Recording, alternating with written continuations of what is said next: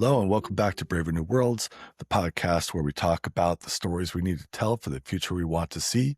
My name is Nathan Young, and I am your host. So today's guest is Loretta Turner. She is the founder and organizational well-being strategist at the Do Good Leadership Collective. Loretta works with nonprofit and social impact leaders to help them build healthier and more sustainable organizations. And this comes by putting well-being at the center of how leadership and strategy are practiced within the organizations. In this conversation, we talk a lot about the cultural norms inside nonprofits and the social impact work. And a lot of times the problems, as we discuss in this conversation, is just that in nonprofits and social impact work, there's often a normalization of burnout and self-sacrifice. And a lot of times that makes it very difficult for social impact organizations to be as powerful and effective as they could be, and as we need them to be too. We also talk about not just the way that nonprofits think about money and fundraising, but the story that a lot of us tell about money and funding, and also funding the important work of social justice in our communities. And what would the new story need to be for us to be thinking about social impact differently and making sure that it gets the funding that it needs to be able to not only fulfill its mission and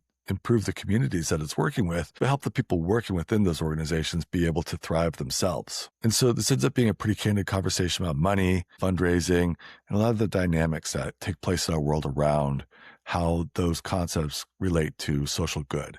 And so if these are the kind of things that you think about at all, I think this would be a great episode for you to listen to. Because ultimately, like, what we're talking about is how can we sustain the people who are trying to change the world and make it a better place for all of us. So without any further ado, let's get to the podcast.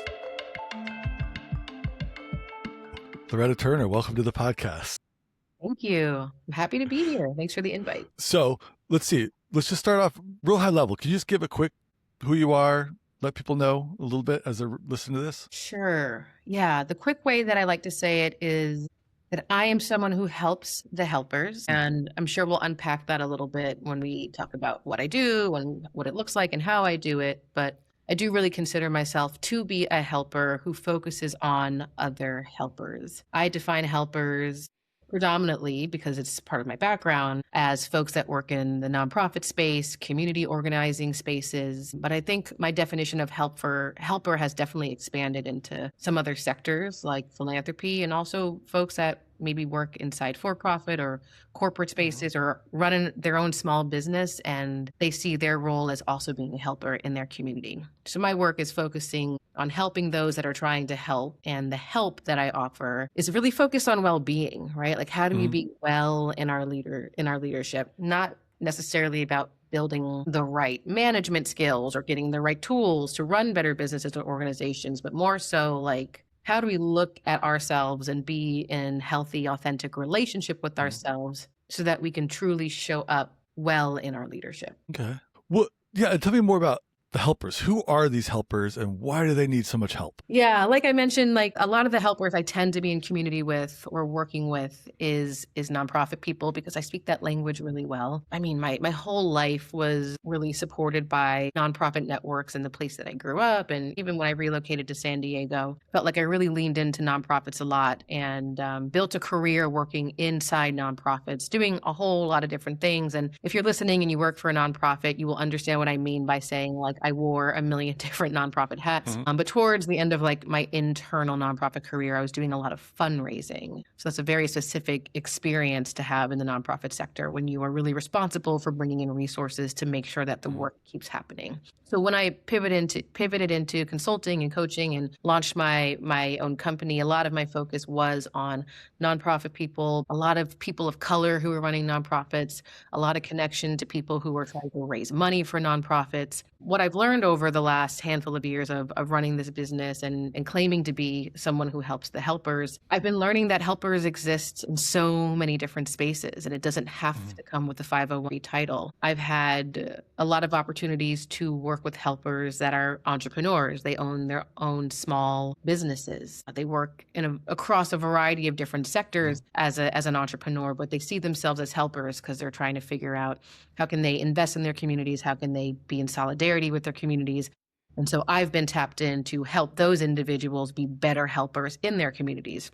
My work has also expanded into philanthropy, right? So philanthropy helps in a very particular way. They got the bag, they got the coins, they got the money. And oftentimes people don't necessarily see them as helpers who are impacted by the world that we're living in. But the way that my work has expanded is recognizing that philanthropy often employs people who are wearing their hearts on their sleeves, who are Mhm. trying to make a big splash, a big impact, but are maybe facing some systemic barriers, whether those barriers are in their workplace or Mhm. just like in their daily life, in their own neighborhoods and homes. And so I've been invited in and called in to offer that same kind of help for folks that help through funding and resourcing. So the definition of helpers is expanding, and it's cool to see, especially in this moment, in this time when we're all being encouraged to collaborate more, be in community more. I think it's an invitation for me to recognize that we all help in different ways and we can help each Mhm. other. Yeah, yeah.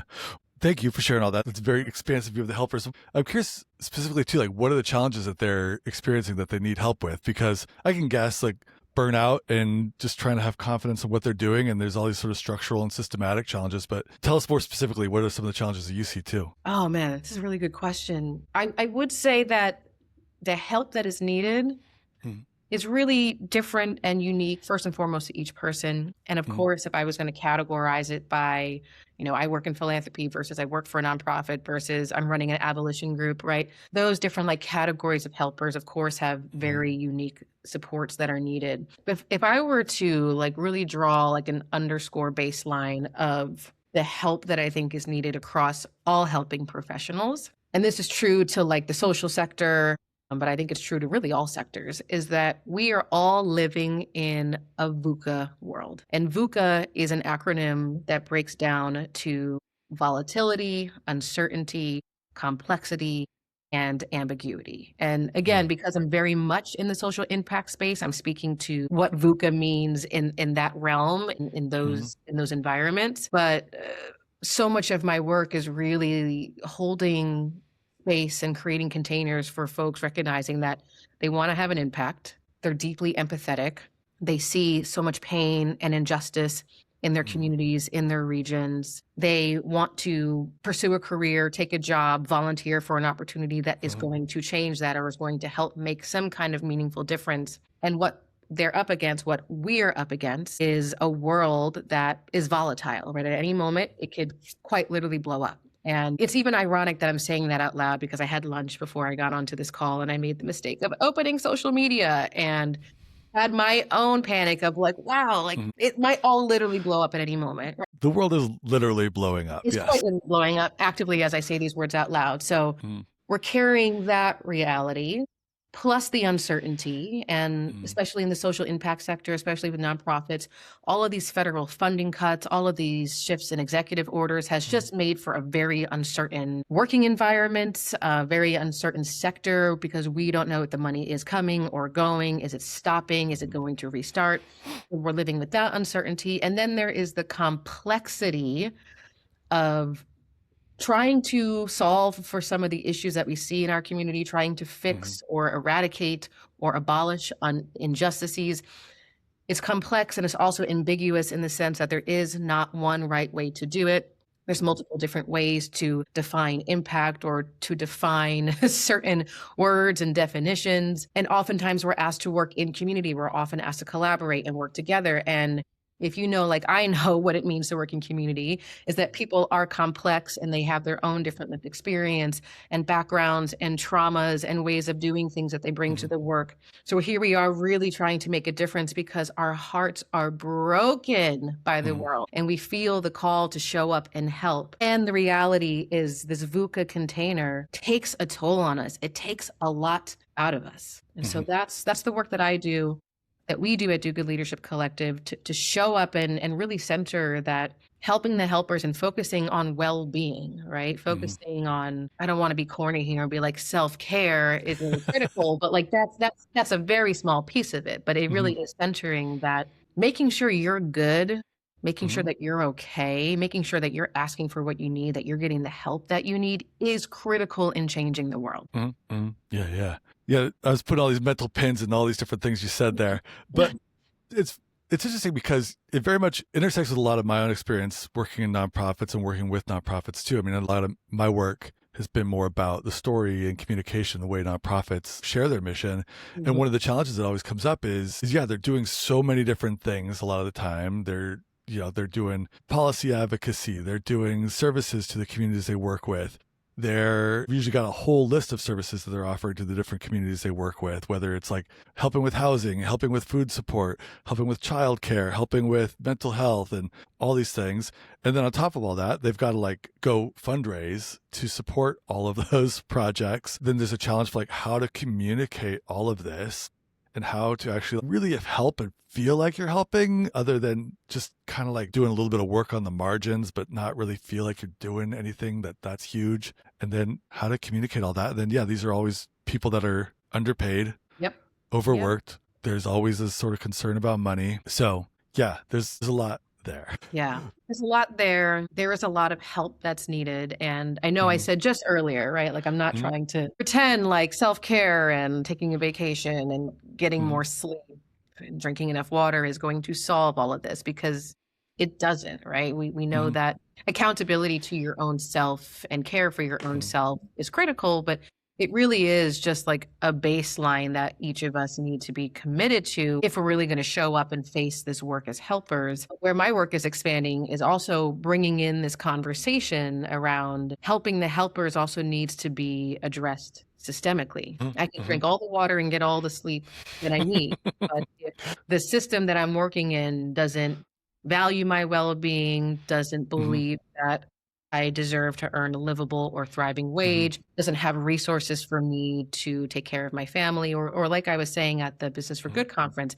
if I can't even afford to live in this city because there isn't a value to pay me enough or to give me enough resources to actually be here, then my self-care can only take me so far. So the help for the helpers is, yes, about being with folks one-on-one and being a good ally and accountability partner for individuals and teams who are trying to care for themselves and care for others. But it's also about elevating voices and, to your point, telling a different story about what does it mean to be a social impact professional in today's modern era, but also what does it take to sustain the sector, to sustain the people in the sector, and how do we help them from a perspective of not just giving them handouts and putting Band-Aids on what's going on, but investing in them like they are people who are changing the world, because they literally are.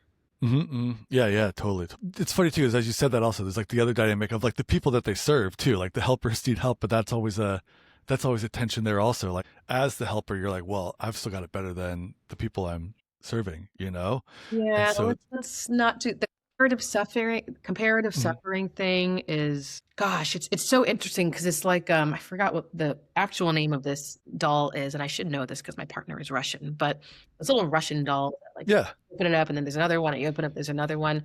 That is like the layer I feel like I'm hearing a lot in these social impact spaces around this comparative suffering, right? Like, for example, if am running a nonprofit organization that is helping youth that are experiencing homelessness, and I am up close and personal, right? Maybe even getting my own vicarious trauma of seeing what's happening to these youth, what's happening to these kids. And I feel this deep responsibility in my role as someone who does have housing, who does have security, to make sure that the lives of these folks, of these young people get better. It'll be easy for me to subsidize myself or dismiss my needs, or to make the often like impossible and difficult decision to say, how could I and how dare I ask for a pay raise when there's still X amount of youth that are on the streets, right? But then if you go one more layer up, there is then the person who's running a foundation or who's working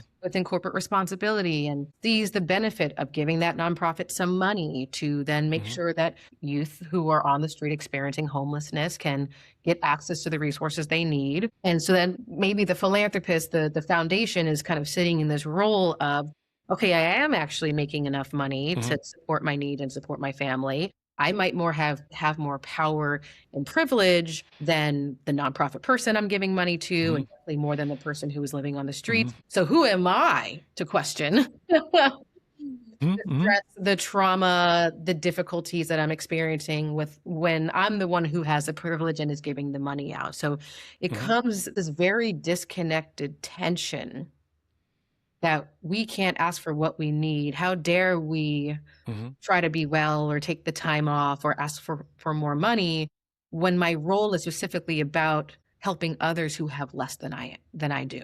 That's where it gets Yeah, yeah. My mind's going. I got all kinds of thoughts here. But so Complex. yeah, yeah. Well, one of the things that's interesting about that, though, too, and I'm going to bring this back to something that you said at that Business for Good conference that I'm always sitting with.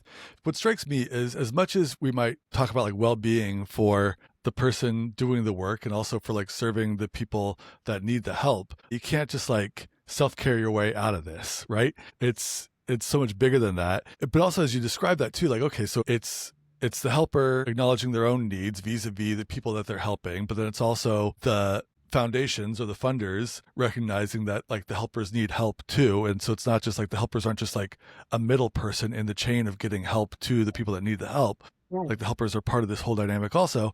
But it seems like, yeah, as you kind of pull on that thread, it goes all the way up to where is the money coming from in the first place? Because if you're not getting to that, everything else downstream is shortchanged essentially. Mhm. And maybe, I don't know, do you have thoughts, anything you want to say on that real quick before? Yeah, I have a lot of thoughts. Streamline them and also just like speak from what I think I know to be true, knowing that I don't have all the answers, because I think an answer to this question can be highly ambiguous. But what I frequently see, especially in like today's social impact world, is that the money is hiding. The money ain't flowing like it used to. What we say often in the nonprofit sector and the social impact sector is that like 2025 and also 2026, it's giving 2020/2021 without the PPP loans. So that kind of draws a big question for folks saying like, where did the money go? It was in flow just 5 or 6 years ago when leaders of nonprofits, especially leaders of color, Black leaders in nonprofits, were having money funneled to them to solve issues around structural racism, all sorts of racism. But now, X amount of years later, the money is really hard to access. So I think a lot of us are asking that question. Where is this money coming from? Where is this money flowing? And this is, I think, where some of my knowledge and wisdom maybe pauses a bit, because I'm not that well versed or have an extensive expertise in how the economics and all of this work. I have questions about where the money goes. I have assumptions, but my assumptions might not be true. I think if I could just name this, and I'm sure everyone who's listening is thinking about this, that it's locked up with the 1%, locked up with billionaires, and then I digress. But also something that I notice in a lot of these spaces is we're trying to figure out where the money is. We're trying to figure out how we can get more access to it. And because we are frustrated, because things are scarce, we are now looking for scapegoats, and we are now looking for folks to blame. Now, I'll say this, go ahead and blame the billionaires. I think there is a lot of blame and accountability that is owed there. And I want to encourage people to be more mindful of how the blame shows up right here in our own communities, because I think that's where things get a little messy and a little murky, where, again, the money is kind of hard to pinpoint. And then we make assumptions about who has privilege, who has power, who has access, who is responsible for introducing me to more money or releasing more money. And then we get stuck in, again, this very like separate, divided, we are not seeing each other as part of the same community because we don't know where this money is. I kind of want to ask you to like say what you're trying to say there more bluntly. Like you're tiptoeing around something, I can tell. Moving around it. Okay, let me take a breath around it before I go there. In the social impact space, well, let me say it this way. I actually had a great conversation this week where some of this came up, where I've been in community and in conversation with some small business owners, right? And I'm a small business owner myself, who are figuring out how to get by, figuring out how to earn enough to like live in this city, but also maybe profit enough that their business is sustainable. And in some of these recent conversations I've had with these small business owners, maybe because of some of the things I said on stage at the Business for Good conference, a light bulb is going off in their head and saying like, I'm feeling a little bit responsible, or at the very least curious, for how I can be a good steward and a good support of making sure that more money is getting into nonprofit and social impact communities. So part of the thing that I think is a little bit hard to say is that there are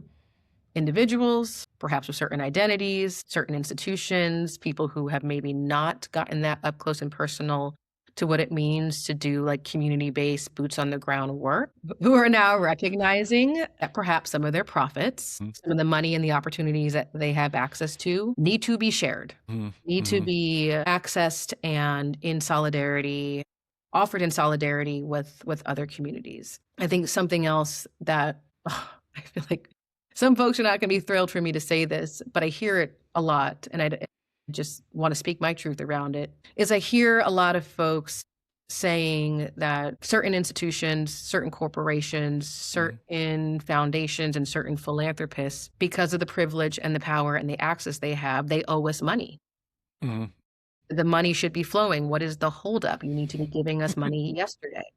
And it's not a sales pitch that works. Yeah. And I get that. And I understand that, especially if you like take a technical approach and you look at 990s and donor advised funds and endowments, right? The money that's being sat on and the money that's being held. I get the need to say, y'all have it, give it up, share it, access it. What I'm learning in some other spaces that I'm in as I start to work with folks who are in those positions, right, who are in those positions of power and privilege and opportunity to give, is that it is not that simple. It is not as simple as saying, you know what, that's right. Let's completely empty the endowment. You know what, let's push all of the DAF programs, the donor advised funds that I oversee and say, great, time to push everyone to give all the money out. I wish it was that way. Can I maybe offer a thought here? Yeah. Because what you're describing there, I am curious, if there's a technical piece behind it, but part of what I'm hearing, like shame doesn't sell. Like that's it. That's exactly it.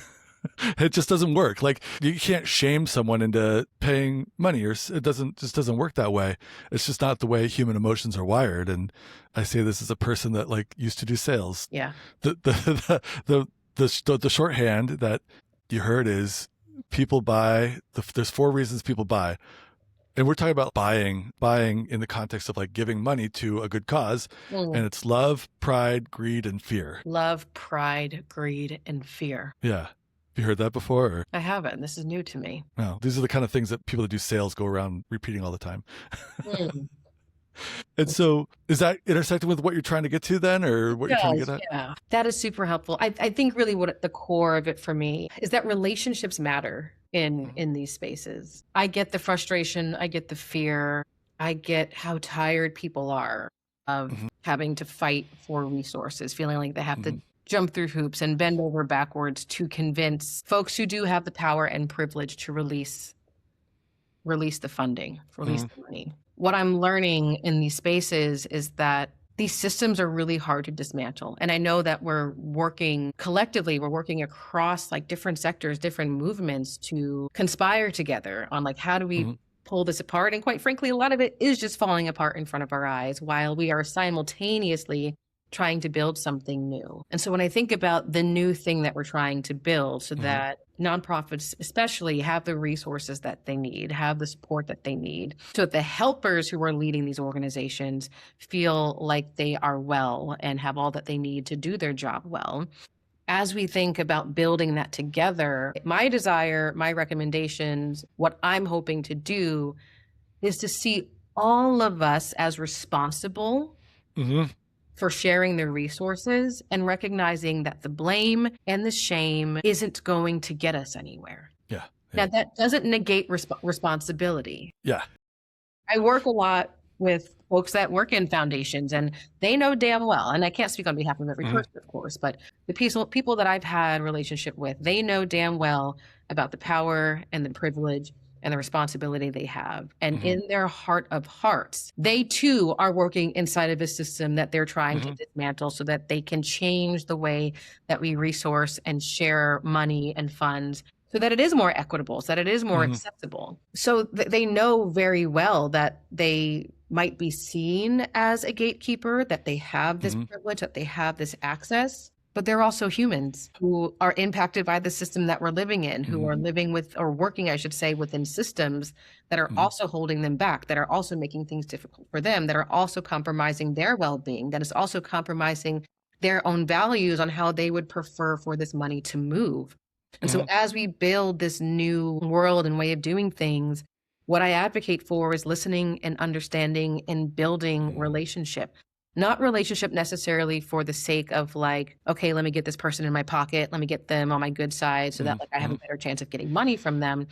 But how do we build authentic relationship to understand who we are in community and how we support each other, because we are all helpers. And again, the accountability piece in there is that, yes, there are folks who have power and privilege, and maybe they need a little bit more push or education or some wake up call to recognize that they need to move a little bit quicker or they need to move or think a little bit differently. But that education and that encouragement does not come from shaming people. Yeah, it doesn't work. It doesn't work. It comes from really taking the time to understand them and get to know them and be in meaningful community with them. The one caveat I'll say is that, of course, there are organizations and people who are not willing to do that. There are people who want to keep the status quo, and that's frustrating. And there's a lot that I could say about that, but that's kind of a reality that we often have to face. My work is to work with the willing, right? And hope that the others come along. Yeah. Well, it's interesting too, because it's like, we could sit here, amongst ourselves and be like, no, they should be ashamed. They should be giving us money. But do we want to be right or do we want to be effective? Do we want to be right or do we want to be in a relationship? Yeah, exactly. As much as I love doing this podcast, sad truth of it all is that doesn't pay the bills. It actually costs me money to make this podcast. But that's okay. I love doing it, so we're doing it. What does pay the bills for me is I help individuals and organizations leverage the power of storytelling for leadership and persuasion. This is the work I do, and I want to tell you about it real quick here. For organizations, a lot of times the work is very much focused on fundraising for nonprofits or developing a narrative strategy for the important messages that they want to get out in their campaigns. It can also be about developing leadership and communication skills amongst the team that you've already got working within your organization. For individuals, a lot of my work revolves around helping develop a narrative-based communication approach for those high-leverage career moments that come up from time to time, like giving a public talk, interviewing for a new position, integrating into a new role at a new company, or making the leap for yourself to jump into entrepreneurship and how you talk about the work that you do with the external audiences there too. These are very much the moments that can have a huge impact on your career. And by utilizing storytelling and narrative, you can not only communicate a more resonant message about what it is that you're doing, but also one that's going to stick. So if this is intriguing to you and you want to know more, you can check out my website, storycultureconsulting.com. I'll have a free tool on there that's available for download, or you can check out the show notes too. I'll have the same tool down there that you can grab too. Once again, that's storycultureconsulting.com. And now back to the show. Something you said at the Business for Good conference that I've been sitting with for a lot, ever since then, and it intersected with this thing that I've had on my mind was about, I'm going to butcher it again, but you'll correct me, is as a nonprofit, like you are doing sales, but the product you're selling is social good. Is that right? Did I get anything out right? Yes. Yeah. And I come from a sales background. Like I've worked in nonprofit and for-profit, and I used to do sales for a living. I loved it. I loved doing sales. It was so much fun. And it was like, and if you're selling a product you believe in, it's like it's the best way to make a living, right? Because, you just kind of get out there and you're hustling and you're making relationships, you're having fun, and, you can make good money doing it. When I moved over to the nonprofit space, I remember talking to some development people, and it's like, oh, you're kind of selling. You're just doing sales. You're selling an idea. And they're like, no, that's not what we're doing here. And then I was like, no, I think you are.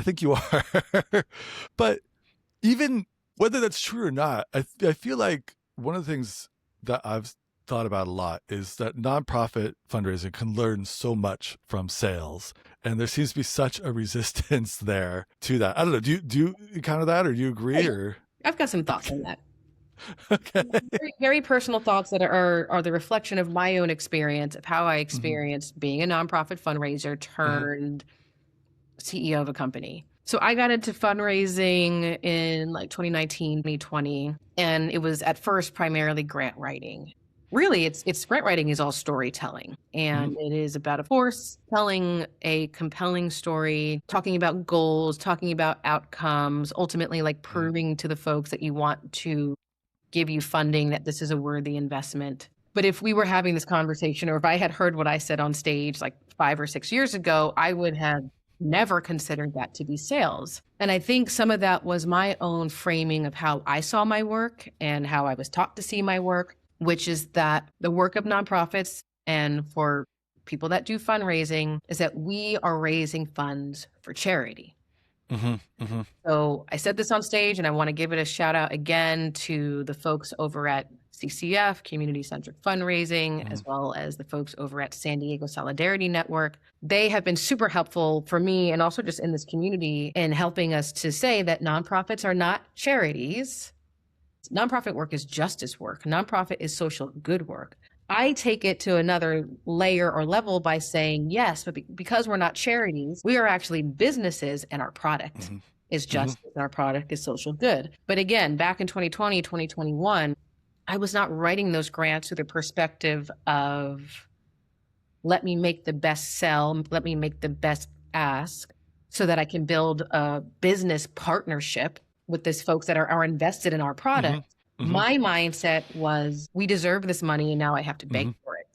And I need to make this grant report as shiny and as appealing and as competitive as possible, because I got to compete with the other 13,000 nonprofits in our region, and we need this money yesterday, right? Because we're struggling. So I think that's often the way, or at least that's the way that I was taught to approach fundraising. Another thing for fundraisers, and this is again just the experience I've had in certain organizations, is we always have a deficit, right?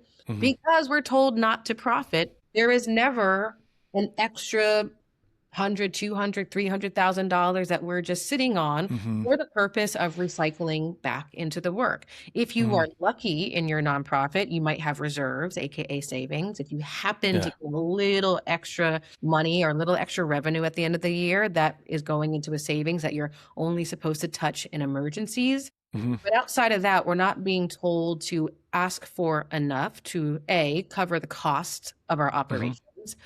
But B, ask for enough so that we actually feel profitable as an organization, so that we can invest in our people, reinvest in the company into the coming years, or just reinvest that money into the community. So that was the framework that I was working with. I often, as a fundraiser, felt like I was filling financial gaps that were always impossible to hit. And the gap was always the baseline of, you need to raise $1.5 million to keep our lights on, let alone like think about a future. So that was kind of my world of being a This is why nonprofits always have outdated software. Yes. And like, you can't invest in it. How could we, right? And I see now how that impacted my relationships that I was building as a fundraiser. Like anytime I was invited to talk to a funder, or maybe if our grant was being considered and we needed to talk to someone about some details, I was full-blown panicking, because the mindset for me was, we're not peers, we're not equals. I need the handout, and I'm going to do everything I can for you to be convinced. And I think especially for me as a Black woman talking to predominantly white folks who are in these fundraising spaces, I'm going to do everything I possibly can for you to be convinced that my organization is worthy of your dollars. That all shifted for me when I started running my own business, where I ultimately had to do sales. And my sales comes in the form of a lot of like proposals, a lot of like replying to things, a lot of throwing my hat in the ring. And the major shift that happened in my own mind from fundraiser to CEO was, I'm not looking for a handout here. I have good services. I am good at what I do. I know the type of impact that my work has. Now, my impact is not necessarily tangible. It's not it's not a product. It's, not something in 1 week's time you'll notice the difference. I'm selling behavior change, right? I'm selling coaching. That stuff takes a long time. But when I got into the for-profit space, I realized that when I was selling and putting out a proposal or putting my hat in the ring for something, the energy was, you want to work with me. You want to work with me, right? And I want to work with you because I like what you're doing, but you should be wanting to work with me because I'm the expert. You put out an RFP, people don't know what you're doing. You need experts to come in. So you want to work with me. I'm interested in working with you. What does it look like to have a meaningful partnership and do good work together, knowing that I'm going to ask for exactly what I need to get it done well? That's the stark difference. That is the stark difference. What was that revelation like for you? Like when did that revelation happen? And what was it like when that came up? Painful. Or was it a revelation? It was so painful. So painful. It happened actually pretty recently, like within the last 8 months. So I left my nonprofit job in 2023. And in 2024, I was very much just winging it. And then in 2025, with so much shifting in the economy and in the political social space. My business too was impacted by so much of what happened in the world and in the market and in the sector. So I had to pivot. And one of the pivots I made was that it might be time for me to get like a more formal business education, because everything I had learned as far as running a business came from my background in fundraising and working with nonprofits. And I just felt like I needed a different perspective. So I signed up for this business program with Goldman Sachs. It's actually a business program that is pretty exclusively for Black female entrepreneurs. So I was definitely with peers, definitely with people that look like me, definitely with folks that have very similar lived experiences. And I got very, very, very lucky to have a business advisor who very bluntly, but also lovingly, made it abundantly clear to me that I am no longer a nonprofit professional. If I call myself a nonprofit professional, then how on earth do I expect to build a profitable business? So for me, it really started with changing the way I talked about myself. And I'm an advocate for getting rid of the name nonprofit altogether. And then it was honestly through, just to your point, like learning basic baseline good business strategies that changed the way I do business. A really great example of this was I was just in a meeting with a friend the other day. We're working on a project together. We were trying to figure out like what is the right price without even having to think about it. The first words that came out of my mouth were, well, it needs to be a price that honors the lived experience I have in my education. It also has to cover my cost of living in San Diego. And I also need a profit margin. And this person who I was talking to primarily works in the nonprofit space. And it was like we were speaking two different languages. Yeah. But it was in that moment that I realized, like, oh, I'm no longer budgeting on a shoestring budget and just figure out, well, what is the baseline number I need to just get the work done? Yeah. The shift for me is, what is the number that I am going to ask for so that I'm resourced, I'm well, I can make a hire, I can profit, I can put some of this money away, I can reinvest it into community, and so that I'm not stressing about it. So that was the shift for me. If my work is going to be sustainable, then I can't not think about profit. Profit is not a dirty word. We've seen people do dirty things with profit. And I think that's really rubbed us the wrong way. I think it's also made people fearful of profit. Profit's a good thing. You said something interesting there too, where like, because you factored in your reinvestment in the community as part of the profit 100%. you wanted to make. And I don't think we always think that way, but that's part of like you getting profit is pulling money down the chain to the needs of your community. 100%. So yeah, as opposed to like a nonprofit having to go out there and fundraise for the needs of the community, you're doing that too. You're contributing towards that as well. Exactly. Yeah. And I'll be really transparent and candid with the listeners. I've only been running my business since 2023. I have not yet had a profitable year. I'm still breaking even, but that's good for a startup. Yeah. Great for a startup, right? Happy to break even. I cannot wait for the day that my business is profitable, because I know it's soon, right? I know it's coming, because I'm putting a lot of work into making sure that it happens, and asking for what I need and making it abundantly clear, like what the price is to be able to work with me and my organization. But I know the day that I get to the end of the year and I crunch the numbers and I look at the P&L and I say, great, we got a little extra. I know that I'm going to do what I need to do to support my wellness. I know what I'm going to need to do to feel like I can continue to belong in this city, manage my own affordability. I know that I'm going to do what I need to do to make sure that some of that is available into the next fiscal year. And without a doubt, there will also always, when I'm profitable, be a portion of the money that is earmarked for going right back into the community. And I think some of the struggle I see in the nonprofit spaces, the nonprofit sector, is that so coming back to like expectations and who has power and who has privilege, there's of course an expectation for folks that have access to the money to be just giving it away. I also see a really strong expectation that people within the community, whether they're running a nonprofit or running a small business, there is this very strong expectation that if you are of the community, you're supposed to be volunteering, you're supposed to be giving your stuff away for free. If you really are a social impact person, if you really are a nonprofit person, you will subsidize everything, right? You will make everything accessible. And I think that's really a beautiful thing that we see in the sector. The spirit of giving, the spirit of mutual aid, right? The spirit of collective care, of saying like, if I have, then I will give. But I know that I've been hung up And I know that other folks have been hung up in barely breaking even, not earning Mhm. enough for themselves, and still Mhm. feeling like, well, if I'm going to belong to this community, I still have to give my services away for free. Yeah. And I think that needs to change as well. I think there needs to be more of an honesty and an openness of, yes, I want to be a part of this community. Yes, I want to be able to Mhm. give. Yes, I believe in collective care and mutual aid and resourcing everyone, but I need to be okay too. If I Mhm. can't make rent, how do I Mhm. justify doing all my stuff for free? Yeah. Yeah, yeah, yeah. Yeah, for sure, for sure. And we don't see it in especially as someone who's still newish to like running their own company in the for-profit space. I don't see it in the for-profit space all that much. No, no, it doesn't happen at all. Yeah, it's so funny. And I appreciate your candor there too, because I could say also for myself, like running my own business, like it's just been up and down. And like I've had some years where I made a profit, other years I haven't. And it's just been, and it's not, but it's never been like a huge profit. It's such a different dynamic too. I am victim of the same thing of like maybe giving my services away for too little or for free, or trying to operate in this more like social good space and not recognizing that I need to be getting an income from this too as my own sort of contribution to my own well-being, but also as a way to like just better serve this community. Yeah. Yeah.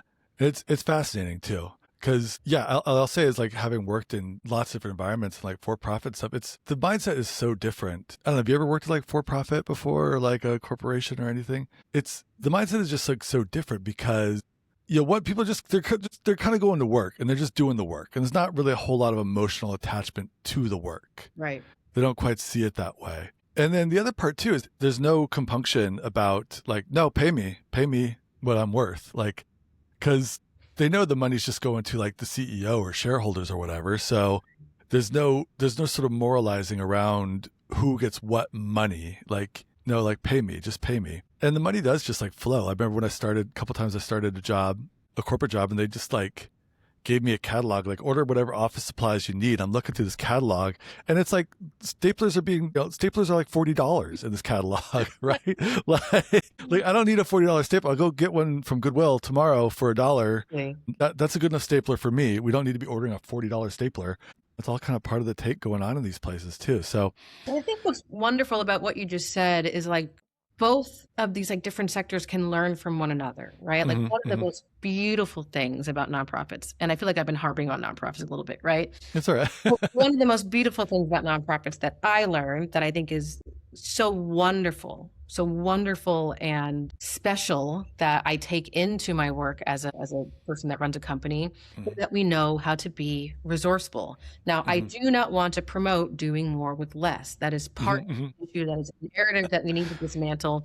And it's part of what keeps capitalism running, right? If we continue to allow a sector that takes care of so many community needs, especially as government fails, if we allow them to stay convinced that they can just do more and more and more, if we give them less and less and less, then we continue to perpetuate this very dangerous cycle, right? So I just want to name that, like, I don't promote doing more with less, but you grew up in the sector, you are conditioned to be resourceful, right? So when you said the catalog and you saw that $40 stapler, you and I are cut from the same cloth. Of hit up Goodwill, which is a nonprofit, and I'm thrilled to be putting that money in the pocket of a nonprofit to also make sure that I'm not buying more or asking for more resources that already exist in our community. I love how that shows up in my work as a business owner because I like to recycle things, because I like to be really resourceful. You and I were talking the other day about getting to the point in our companies where we're ready to hire, right? And I know folks use, and I think you might use too, virtual assistants that are from all over these different places. And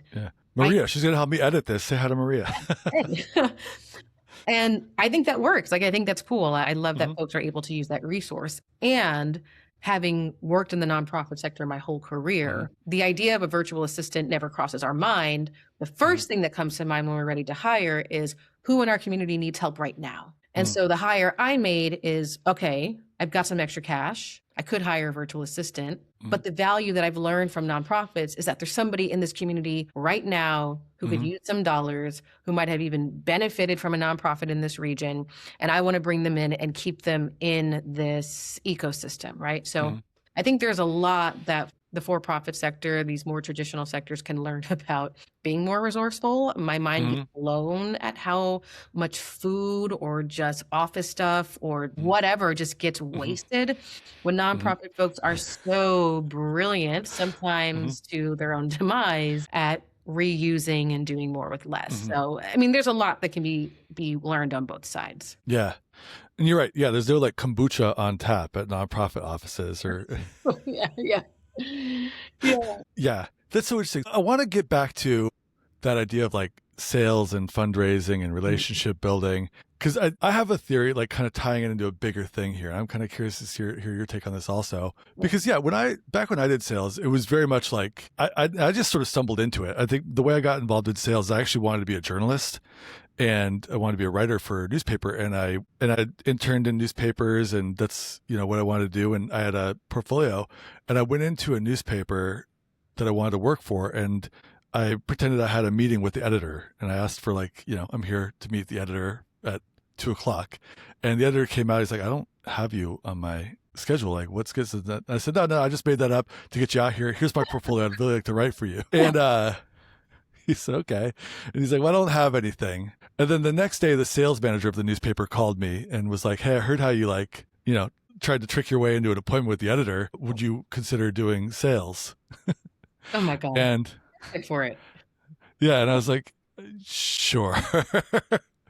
and I ended up like really enjoying it. I really liked it. And I worked for newspapers. I worked for alt weeklies. I don't know. Are you old enough to like know the significance of alt weeklies or what they are? Or... Okay. Alt weeklies were like the cool kids newspaper. They were usually like the kind of newspapers that were much more centered in like the cool neighborhoods, the center of the city, and it would have a little bit more liberal progressive values. And there would also be like what bands are coming to town and what cool new restaurants are opening up and like what cool art events are going on. Like that's the kind of stuff that would be in alt weeklies. And so, it very much was involved in that community, and they do sort of have a little bit of the mindset of a nonprofit sometimes too. Like these are very sort of like shoestring run organizations. The ones I worked for were always kind of pretty independently owned. Mm. But one of the things I learned in that process, my first sales manager showed this to me, and he was just so mellow in the way he approached it. And I just sort of shadowed him at first. And it really resonated with me because I always sort of thought of like the Ginsu knives sales approach, like it slices, it dices, you need this, it's going to fix your life. And the way he was like so mellow about it. And I was like, oh, I get it. Oh, that's like, that clicked something for me about the idea of like relationships, and nobody wants to be pressured. I don't want to be pressured. You don't want to be pressured. You want something that's going to have value for you. You want something that's going to do good for you. And if I like fight to get that sale without knowing what would actually serve the person I'm selling to, I'll get the sale today, but they're not going to stick around. They're not going to be like a long-term client.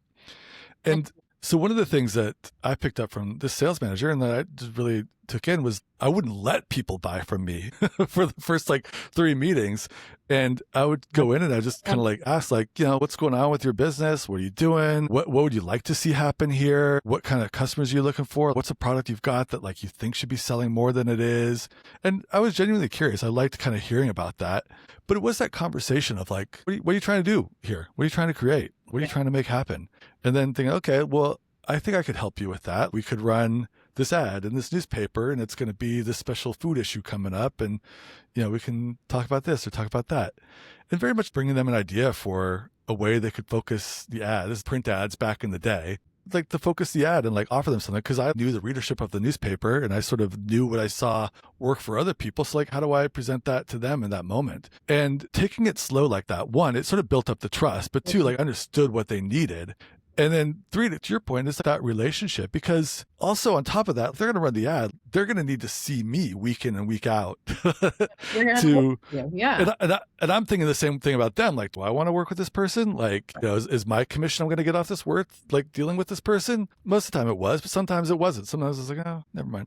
And I think about that so much with nonprofits. And this is where I'm going to get a little bit more grandiose now too, to where, I don't think, I'm sure there are people in the fundraising world that approach that way. Yeah, I ask you, like, to what degree do you feel people in the nonprofit world approach it that way and think about it that way? And Oh, yeah. It's a really fun question. A few things have come up for me. So I just mentioned earlier that one of the beautiful things I inherited from working in nonprofits was that I know how to do more with less. I know how to be resourceful. And that is like a wonderful skill to have as a business owner. One of the things I inherited that I'm still continuously actively trying to shed is the scarcity and the urgency.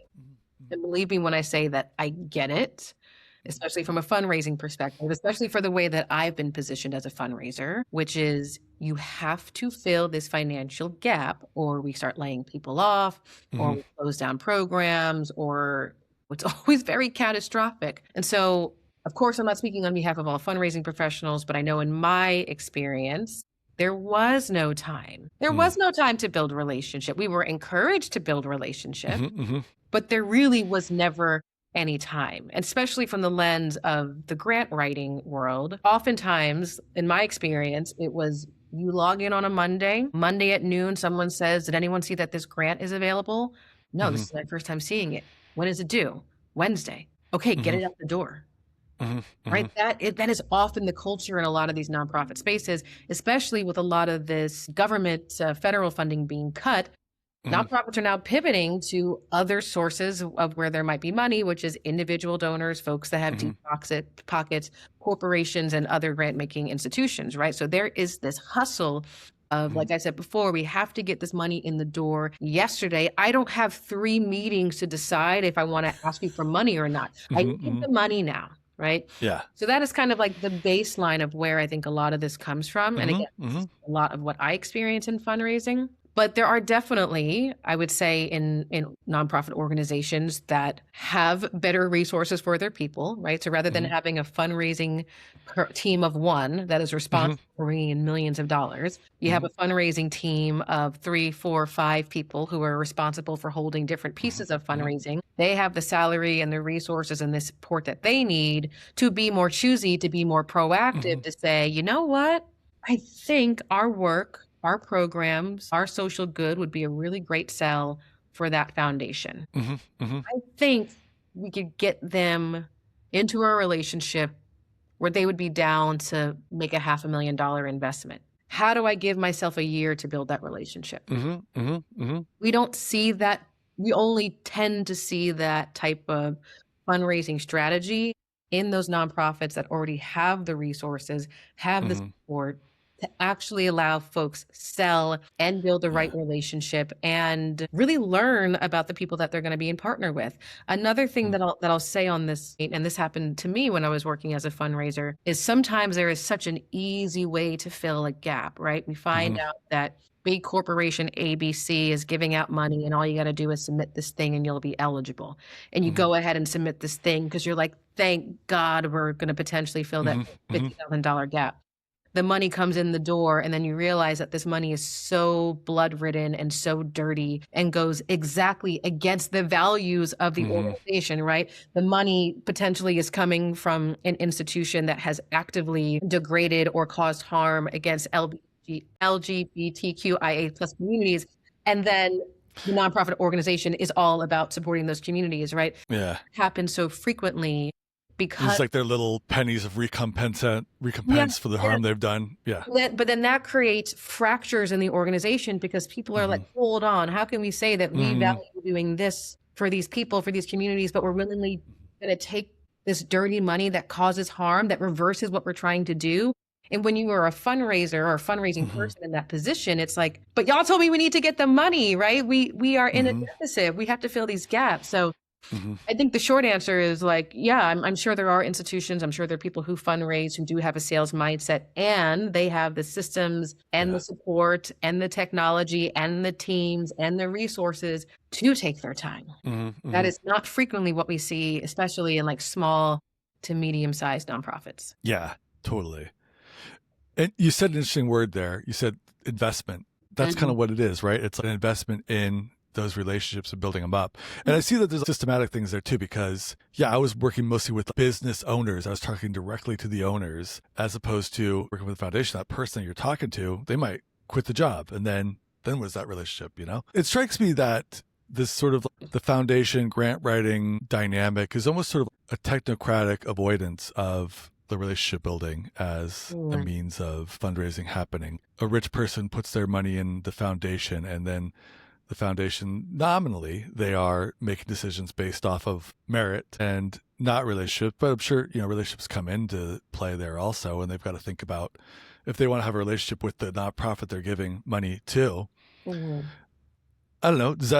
Am I onto something there, or is that? Yeah, I just had coffee with someone this morning. We were talking about this a little bit. God, many layers there, and there's like a little bit of an ick that's emerging for me. Mm-hmm, We talk a little bit about trust-based philanthropy, and mm-hmm, there's a lot of principles that fall into that. And I won't go into all of them because I'm still mm-hmm. very much learning about the model. But Yeah. part of the trust-based philanthropy is how do you actually trust that this Mm-hmm, organization and their people know what they're doing? mm-hmm, How do you trust that the product, the social mm-hmm, good that they can sell, that they are also the experts on how mm-hmm, to implement it, and that you as the person or as the institution that's giving the money needs to like relinquish some of your control in mm-hmm, figuring out what the contract needs to look like for the work to get done. mm-hmm, What that looks like in practice with trust-based philanthropy is, yes, building a relationship, learning about the mission, mm-hmm. but not expecting people to jump through crazy application hoops or having to Yes. spend hours on end reporting on what they did or didn't do to prove that they were worthy of the dollars, right? Yes. Yeah.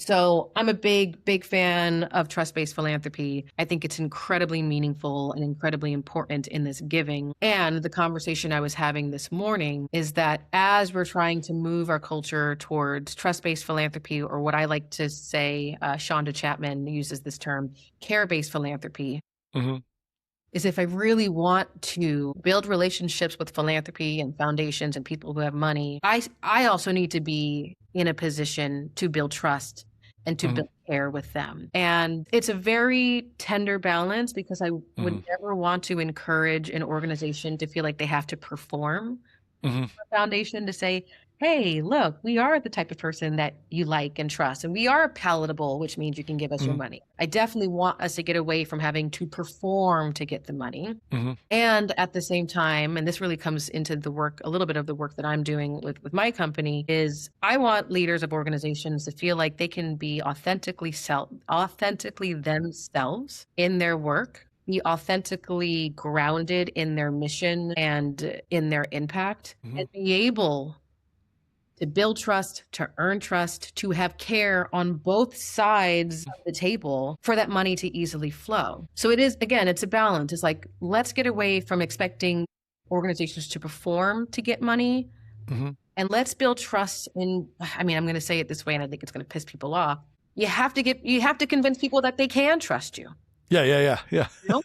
And Wait, is that really going to piss people off? That seems like. I think some of the caveat here, there is I listened to a speaker at a recent conference, and she said something really bold on stage. Ultimately, and I agree with her, ultimately implying that philanthropy has their biases and there's some groups that they don't trust, namely Black women, right? Philanthropy straight up just doesn't trust Black women, Black folks. We see it a lot. There's a lot of data around it. So it's complex for me because there are institutions that need to deal with their bias, that need to address where they're not being equitable in the way that they give, where they're not even allowing themselves to practice trust-based philanthropy or care-based philanthropy because they have their own inequitable views of how certain groups are supposed to steward funds, right? Like that is a whole thing that needs to be managed and dealt with. And like institutions and philanthropy need to do their work around that. And in that same vein, when I work with leaders of organizations, I have to remind them too, if you want them to trust you, and if you want to reflect to them what it means to be in trustworthy relationship, how do you also be the kind of person that is trusted? Yeah. Okay. How do you hold yourself accountable? How do you be clear with your communication? How do you, again, be authentically you, stand 10 toes down on your mission, but also show up in community and behave in ways that actually makes you feel trustworthy? Yeah. And I experience it in my own work. I experience it with my peers. I experience it with other consultants. I experience it with some of my clients.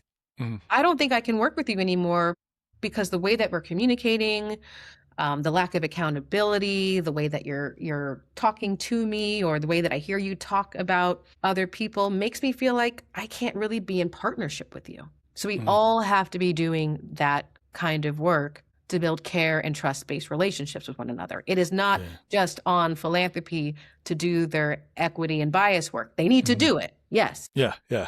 And we need to be trustworthy people too. Yeah.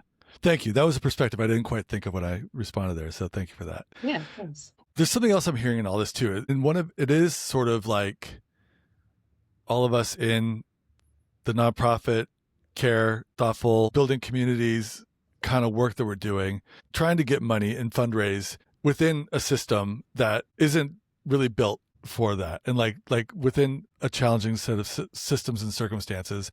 And I think so much about this too, just, I have some clients that are like in the VC world, and the way they're selling, the way they're pitching is like so transactional. Like, you give us money and you're going to get more money. This is going to turn into more money for you. It's a very easy investment. Right. And it's just sort of, and you're just debating it on the merits of that. Like, okay, do I believe that this person's technology will work in such a way that I will get money back by investing in this technology?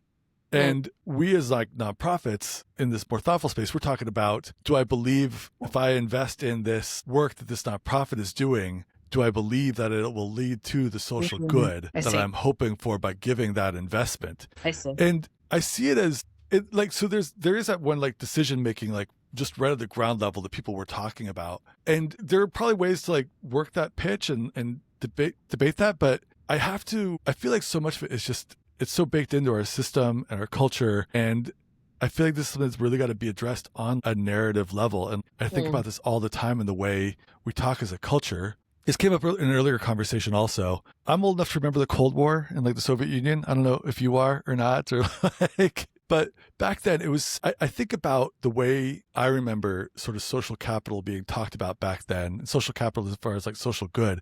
It was in the vein of defeating communism. And so we made huge investments in science as a country and huge investments in education because we wanted the best scientists and the smartest people. I thought about this in the context of like the Olympics too. And, we were always think of like Rocky IV, right? Rocky versus the Dolph Lundgren character, because we wanted to beat communism. And so much public investment went into these things that made us as America look better vis-a-vis the Soviet Union. And that's sort of lost now. And I think about that, the way that was a sort of narrative for making social investments in this like hyper-capitalist way. Well, under the notion that we're being capitalist, we were making socialistic investments into our society. And now that like we're not dealing with that same Red Scare, we've quit making those socialist investments into our society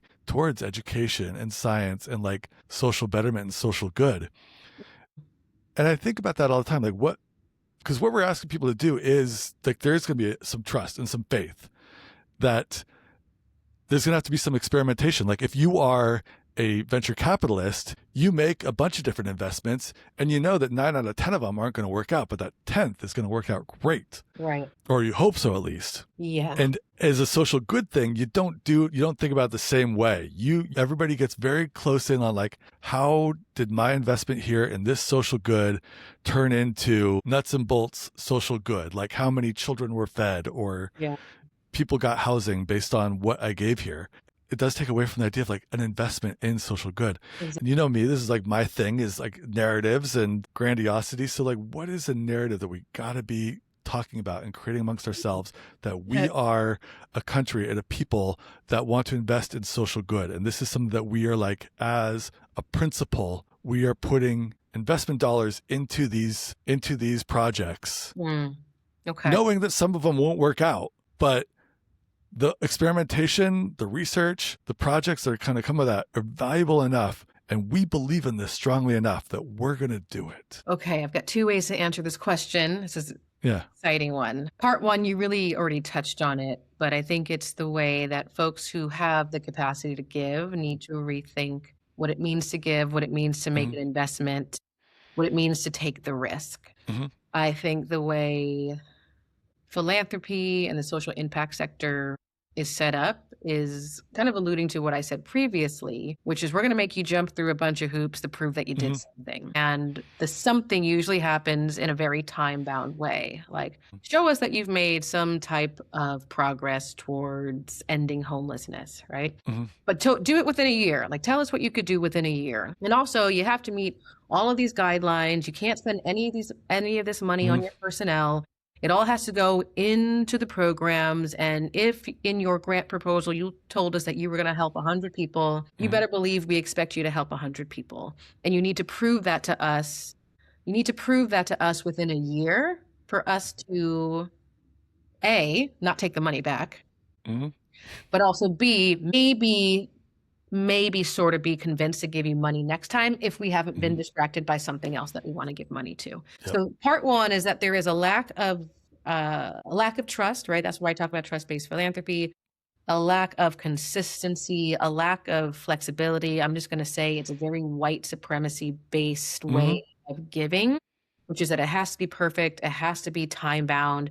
It has to follow these specific rules so that we as philanthropists can feel like we've checked a box. Now, the issue with social good is that it's not box checking. It is transformation. It is things that could take several generations to change. It is things that in my lifetime, I might not be able to see. I know in my heart of hearts that I'm not going to be able to make the type of transformation that I want to see in my community with $10,000 over 365 days. But what I do know is that if I can get that $10,000 in the door, I might be able to cover salaries. I might be able to buy some of this. I might be able to do something that at the very least keeps our organization going. And then I can kind of figure out how I report back to that funder to appease them. That's not how we move towards social good. And that's where the trust gets broken, because if I know I can't do, and forgive my French, but if I know I can't do shit with that money, but I'm going to take it anyway to try to attempt to do something and then write a report and said, yeah, we kind of sort of did it. Thanks. Can you give us more money?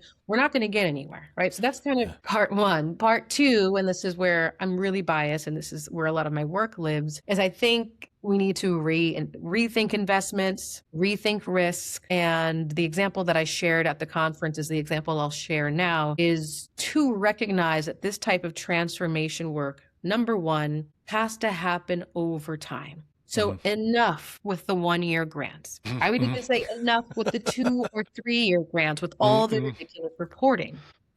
Build the relationship with the organizations that you feel like you're building trust and care with. Understand what they're trying to do that you know your institution can't do, but you trust this group, this community to do because they have the lived experience, because they have the people on ground, because they have whatever. And think about long-term investment and be okay with the risk of we might give this organization seven years worth of grants. And on the other side of it, things might not change in the way that they have. That's kind of part one of the second piece. Part two of the second piece brings me back to this funder in the Bay Area called the Walter and Elise Haas Fund. They chose 7 organizations that would get a grant every year for 7 years that is connected to their mission, right? It is about like, we believe in you, we trust you. And so for 7 years, you can expect money for us to move towards the work.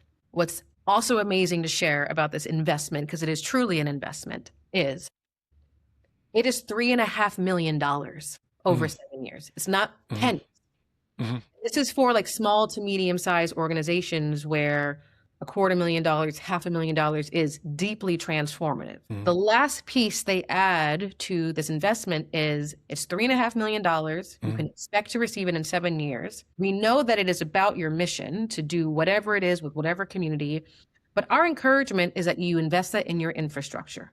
Get the technology you need, resource your people with salaries that are meaningful, go move office spaces, do what you need to do for your people, get people health insurance, right? Start to pay for people's childcare, do whatever you need to do for your people, because we trust that the work only gets done if people are well enough to do the work. And again, I'm biased in that because that is the core of what I do in my work. But there's also a lot of organizations across the country who believe in this, right? Walter and Elise Haas Fund are a great example because they're doing it in action. But my company partners with an organization called Fund the People. That's their Yeah. whole mission, right? If we are going to sustain our sector, we have to fund the people that are doing the work. And so investments have to become actual risk-ridden investments over several years with meaningful dollar amounts that are flexible enough to let people do what they know to do best while encouraging them to take care of themselves to do the work. Versus what we see is like, we'll maybe give you $50,000, but you need to spend 10 hours proving that like all of that has to change. And I'll add a little caveat here, a little caveat. What I think I see a lot in philanthropy is philanthropy would prefer to spread their impact wide and feel like, yeah, we do a little bit of everything. We sprinkle a little bit of arts and cultures. We do some environmental stuff. We do youth mentorship. Like, and I'm just gonna say it, this might piss people off. Like, get your ego out of that. If you really want to have impact, figure out how to best use your dollars to help maybe one organization or two organizations have an impact over a decade, not funding 200 at $5,000 a piece. Yeah. Retta, we've been talking for a long time. We've been at it. I've been yapping. Been on a tear. We hardly even got, we got into like the well-being piece a little bit for sure, but there's a lot of other stuff too. So, but yeah, well, we should probably wrap it up here and maybe we'll try this again some other time and get into some other stuff. Yeah. Anything else you want to share? Like how can people find you and get a hold of you? How can people find me? Well, I'm all over the internet, all over socials. Me personally, I'm very active on LinkedIn, so feel free to find me at Loretta Turner. I'm super responsive. I like to make new friends on there. I'm typically the voice and the writer behind All Things Do Good Leadership Collective. So if you want to learn specifically more about our work in the space of well-being as strategy within the social impact sector, we are Do Good Leadership on LinkedIn and on Instagram. We've got a newsletter that we put out. We have a lot of cool free resources that we have, a lot of free downloads. We're actually working on a resource right now. Hopefully by the time you're listening to this, it's available. It is a little bit of insight into like who burns out in our sector and why, for the purpose of really understanding burnout, but then also understanding it from an equitable lens of how do I support myself and also support my peers in navigating and eradicating burnout, recognizing that it could have everything to do with our identity, our race, our gender, how we grew up, the role that we're in the organization. So we put out a lot of good pieces like that just to keep the conversation going. And I'm always interested in just having these conversations too, right? Like we are in a very interesting time in the world. We know that a lot of the systems that we've been living in are actively burning up and blowing up and falling apart. And simultaneously, we're building something new. So I'm always interested in conspiring on how to build something new with like-minded folks and hearing different perspectives and most definitely having people challenge me, especially on maybe some of the things that I said on this podcast, because I'm still very much learning and I know that we have to do all this work together. So please know I'm open to connecting and chatting. Cool. Well, thank you so much for joining me on here and a lot to chew on in this conversation, I'm sure. Yeah, thanks so much for having me. Thanks again for Loretta Turner for joining me for this show today and for being willing to share about the important work that she's doing. And so one of the big things that really stood out to me in this conversation is the idea that if we want social change to be sustainable, we have to take care of the people doing the work. And that means rethinking some of the cultural norms we have about what it means to build organizations that can actually support their leaders and teams over the long term. And it's just like an unavoidable reality of this, that funding is going to be a part of that. So then how do we rethink the whole story we have around funding and nonprofits and charity to think more as was said in the podcast, as Loretta said here in the podcast, that this isn't charity, this is justice. And so these are all questions I think a lot about. And so I really appreciate that Loretta was willing to show up with me and have this conversation today. And so hopefully you enjoyed the episode too. If you did, please consider subscribing to Braver New Worlds and sharing with someone who might find the conversation interesting too. Word of mouth really helps people discover the show. So very much appreciated.